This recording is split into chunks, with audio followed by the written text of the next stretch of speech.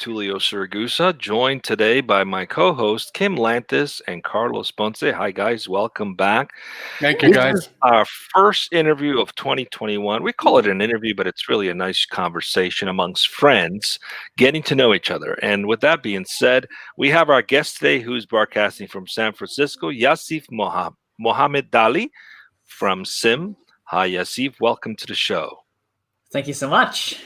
So we're looking forward to an interesting conversation today about security. The impact has been far and wide this past year, a lot of hacks, etc. But before we go into the topic of conversation, let's get to know you a little bit. If you could be so kind to introduce yourself, tell the audience a little about yourself. Thanks. Yeah, so my name is Yasyf. I'm the CEO of a cybersecurity company called SIM.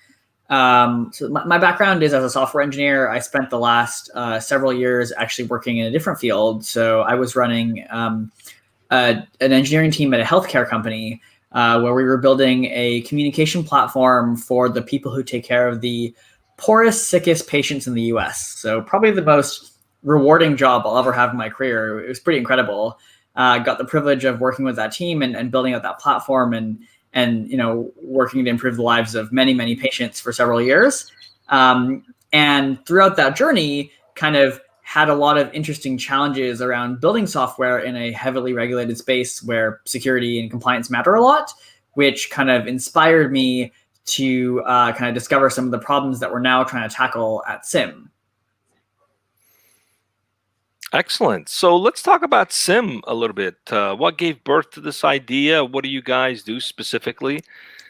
Yeah, totally. So, so what we do at SIM is we basically remove the need for software development teams to have this struggle that they normally have, where they have this tension between either moving really fast and building a lot of things very fast, or kind of being very secure and following all the kind of rules around compliance and security. So, right now it's like you can either do one or the other, but doing both is kind of very difficult.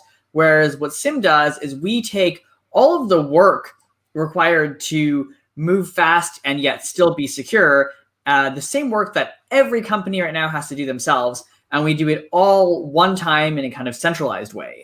And then we give these companies a toolkit to let them kind of use our tools instead of building their own, so that they can keep moving fast, keep doing a lot of innovation, building a lot of cool products without having to slow down, but also without having to compromise on their security and on their kind of compliance posture. So before we go into the topic, there's a lot of players in this space, obviously. What is unique about you guys? I'm glad you asked. This is one of my favorite questions. There are a lot of people working in cybersecurity, building all sorts of different products, trying to help people be more secure.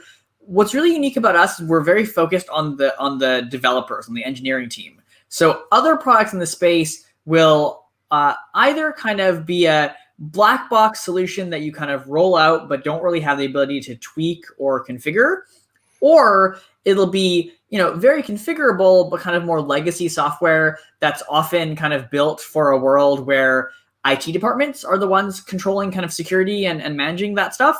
But these days, what you're seeing more and more is the actual developers who are building products are the ones that are really focused on security and privacy and the integrity of data. And there aren't a lot of tools for those teams specifically and built for those teams to kind of manage that process. So what ends up happening is other people in the space end up putting out these products which get the job done, but are very frustrating for the engineers and the developers who are involved in building products. And so we're one of the first people in the scenes that will actually build a toolkit specifically for those people. Got it. Very good.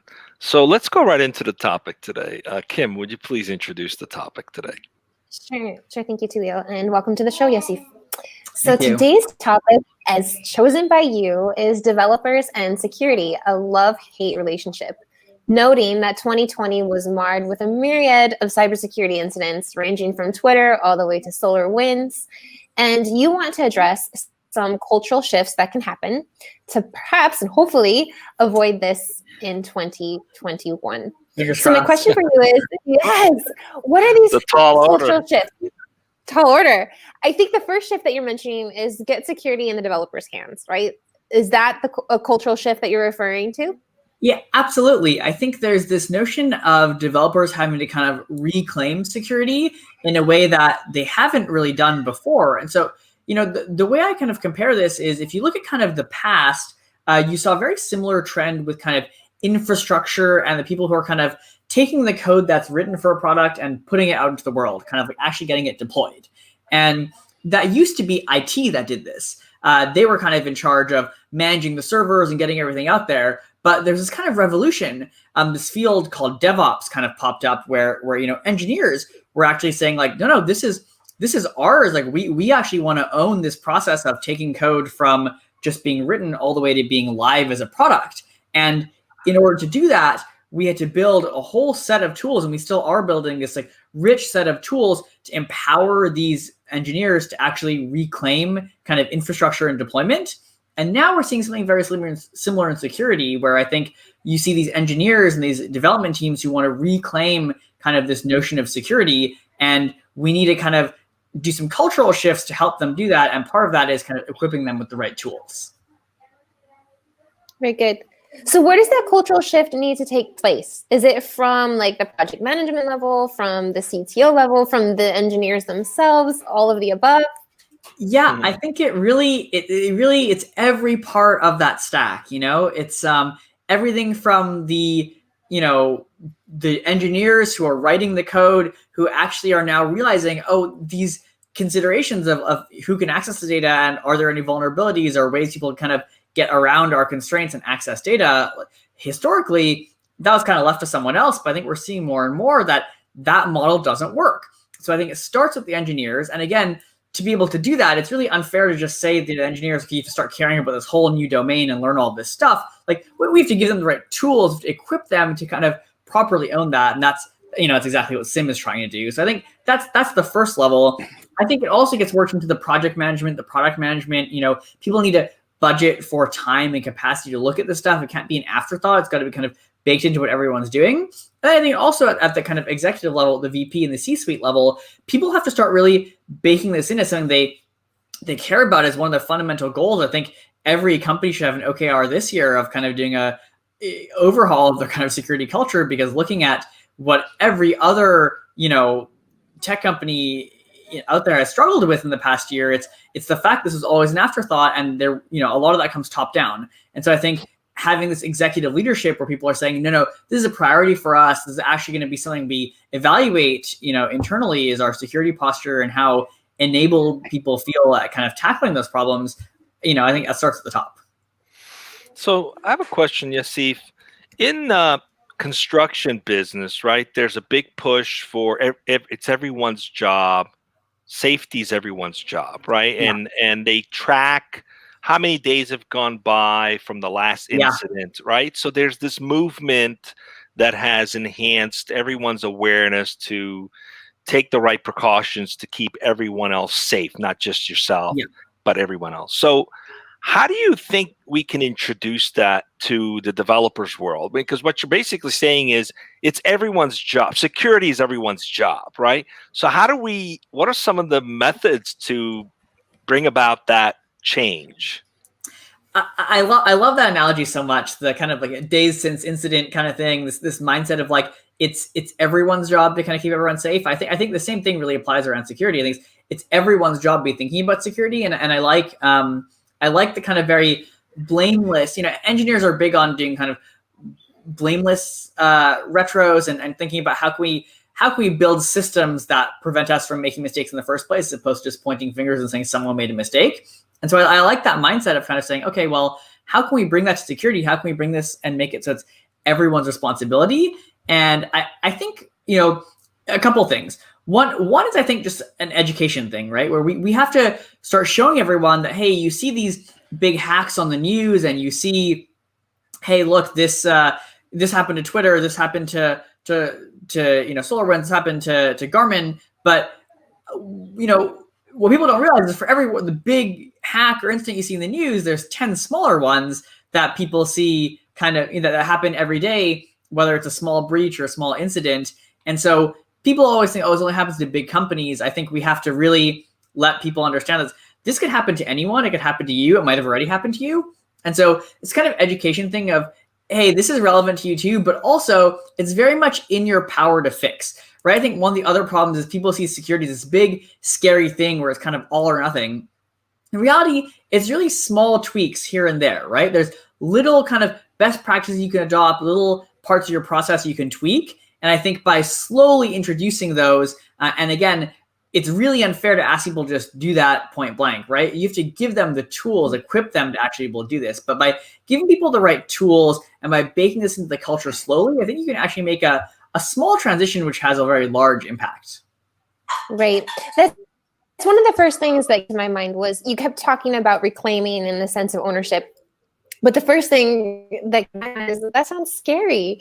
And this idea of, I think it's tempting for everybody to sort of stick their head in a hole like an ostrich, and if it's everybody's problem, it's nobody's problem, and right. And you mentioned these baby steps and these things that we could do to start creating this. So one of those is the tools. So if you wouldn't mind sharing, what exactly are those tools? SIM, of course. What else might we put in our tool set, and what are these potential first steps that we could start to make to encourage our developers and everyone else to take the ownership of something that's not going away, it's present, something which I find funny, right? If it's security being an afterthought when it's always going to need to be there. So what are these steps?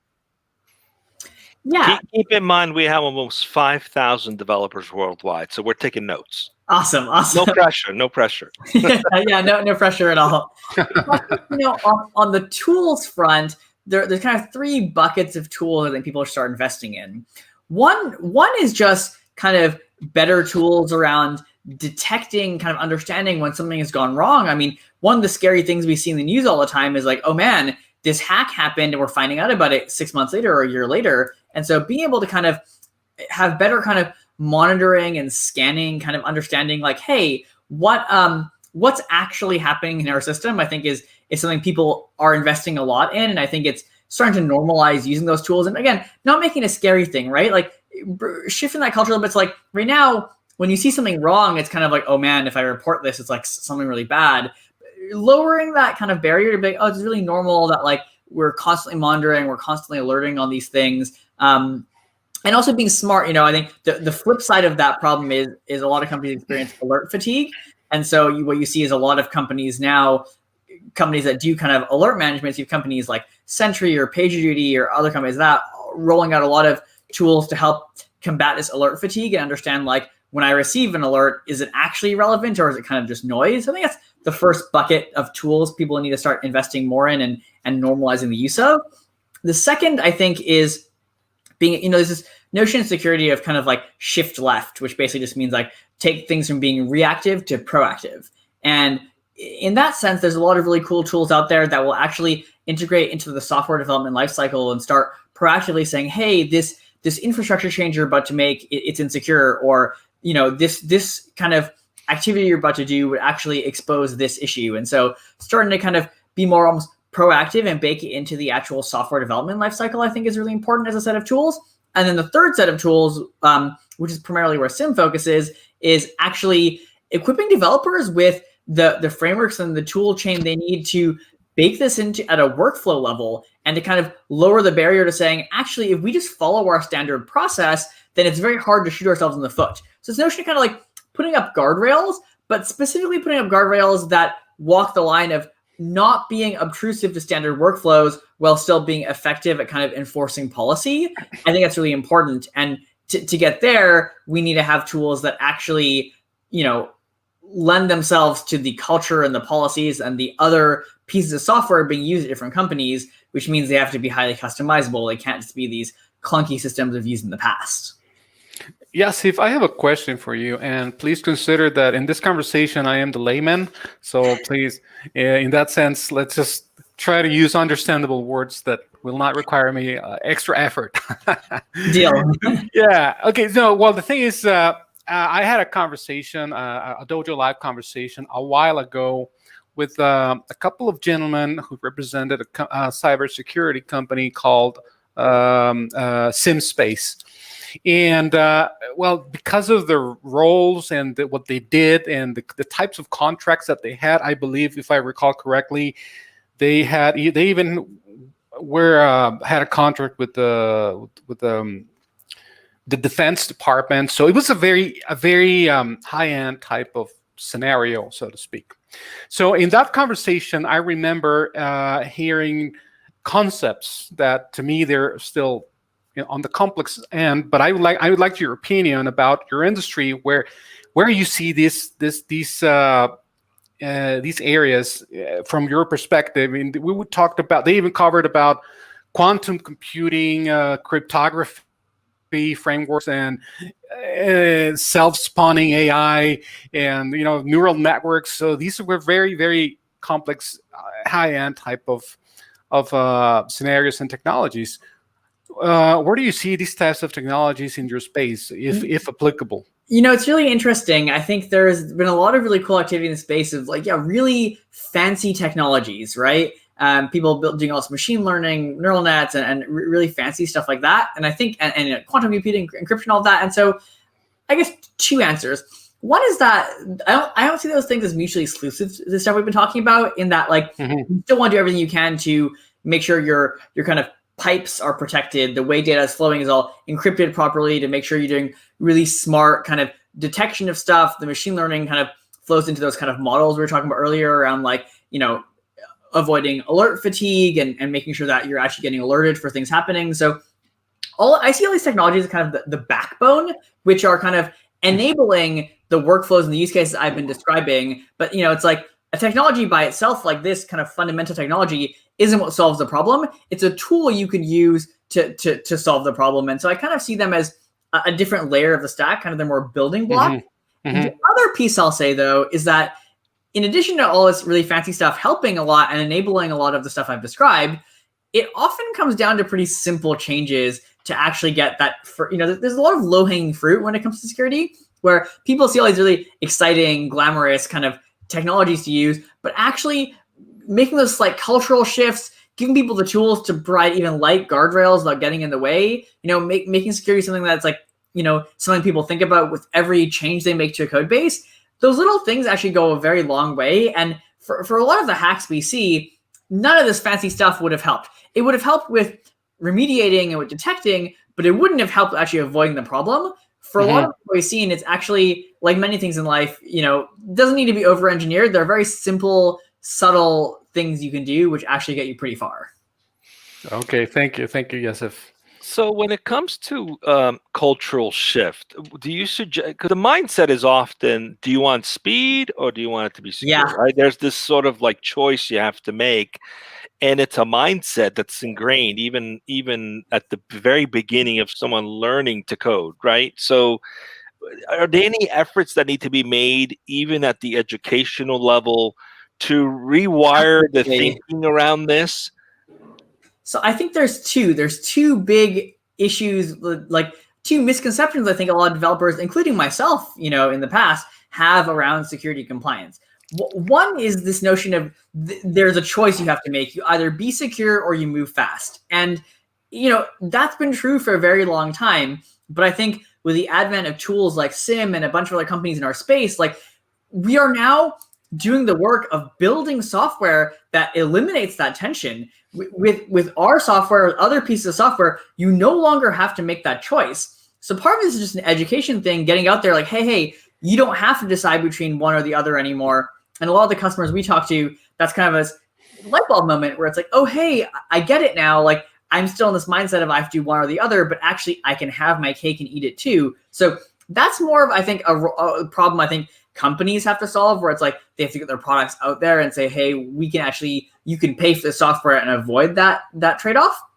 The other piece, which I think is more fundamental education, is a lot of engineers, I think, conflate security with compliance. And compliance has almost been this bad word where it's it's a chore, it gets in your way, it slows you down. People look at it like they see the TSA fanfare at airports. It's security theater, it's not actual security. And I think, unfortunately, historically, a lot of compliance has been that way. But what you're seeing is a shift kind of on that side of the house as well, where, compliance is now I almost see compliance as a sales enabler, right? It's how do you instill trust in your customers? How do you get people to understand that you are doing everything you say you're doing and that they can trust you with their data and that you're secure, less than let's just check these boxes, let's just do this security theater. So I think that shift is happening, and it's important for that shift to continue, but equally important is starting to educate engineers that, hey, this kind of security compliance thing, it's not just BS that gets in your way, it's something that actually can create a lot of value for you and your business.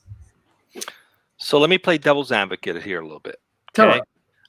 Once the product is built, then it's the job of the security officer in the organization to ensure that it can't be hacked, right? At least that's the mindset today, right? So why do I need to secure it while I'm building the source code? It's what needs to be secured is once it's in production, right? Yep. So what's your argument against that? I mean, I think the proof is in the pudding, because that's been the exact mindset we've had for years. And I mean, look at the last year, right? Look at all the terrible damage that was done by these breaches and these hacks. That's directly a result of this kind of like not my problem mindset, right? Like it's, yes, companies have CISOs, they have security officers, they have people who have an executive responsibility for some of these functions, but that doesn't mean that you don't have to bake this into your culture and your everyday decision making, because things slip through cracks, and unless it's kind of on everyone's mind, I think that mindset you're describing, you're absolutely right. That's been how people have been thinking about it, but I mean, it hasn't served us very well, right? So we can either keep experiencing those downsides, or we can do something about it and change it. Yeah, definitely a cultural shift. Kim, you had a question, I think. Sure, thank you. Yeah, I'm wondering, a lot of today's conversation is about what to do. But my question for you now is what not to do. So you kind of mentioned this change in mind shift, but what should we stop doing? Yeah, I think the biggest thing we need to stop doing is the last point you touched on there, which is thinking about security as this chore, as this like security theater, right? And it's equally the fault of the people who were actually participating in security theater as it was, us engineers for not building the tools we need to kind of like actually think about security as a first principles thing. But I think it's this really toxic mindset of like compliance being a bad word, security being like a not my problem kind of thing. Like it propagates, right? And so I think that's the first thing we have to stop doing, is kind of just like disparaging this whole side of what we're building as something we can just write off. It's not, security is not just a chore. Compliance is not just theater. That may have been the case in the past, but the world is changing, and we need to start taking it really seriously. And that change comes internally, right? Like if we start treating this as a real thing that we take seriously and that we build tooling and support and guardrails around, then that is how future generations will look at it. And so I think there's a bit of just like a standing up and doing the right thing that has to be done there. And part of that is putting a stop to this kind of toxic mindset of just like, oh, this is just something that gets in my way. That's interesting. It's kind of like wearing masks. Some people wear them under the nose. You might as well not even wear one. It's not doing anything. Right. Don't just do it because the requirement is that you wear one. Wear one because it's got some effect, right? Exactly. And that's a really good point, because historically, some of the security and compliance stuff, it didn't have an effect, right? Customers were just checking the boxes. You were just checking the boxes. It didn't actually matter. And so it's understandable this mindset developed. But what you're seeing, I think what you're seeing now is a shift where people buying software actually care a lot about trust and security in a way they didn't before. So all of a sudden, this stuff is now really valuable, right? All of a sudden now you have the VP of engineering who has not just the CISO, but the CTO, the CRO, and the CEO also breathing down their necks about security, because all of a sudden customers care about this, right? I think it's coming from like a few major shifts. One is like new regulations. So you have like things like GDPR and CCPA coming out, which actually give a legal basis for caring about the stuff. The second thing I think you see is a trend of larger companies passing on their kind of security compliance burdens to smaller companies. So now every small, B2B SaaS company on the planet has to get their SOC 2 audit and care and understand what that is. And the third, I think, is a genuine cultural shift, both from seeing the results of all these breaches, but also, it's like there are people out there, it's like the reason Apple is really popular and Facebook is not, because Apple takes users' privacy really seriously and Facebook doesn't. And we're seeing this cultural shift even in the broader population of people caring about trust and privacy. And so I think those three factors are all feeding into this larger trend of there's actually value in investing in this stuff now. And so it's no longer just, putting the mask on because someone told you to. It's putting the mask on because it saves lives. Well, we're coming up, exactly. We're coming up on time. Let's shift a little bit with the time that we have left to talk about what it's been like building this business, which requires re-educating a lot of your customer base and encouraging them to take this more seriously and not just pay lip service to or theatrics, as you mentioned.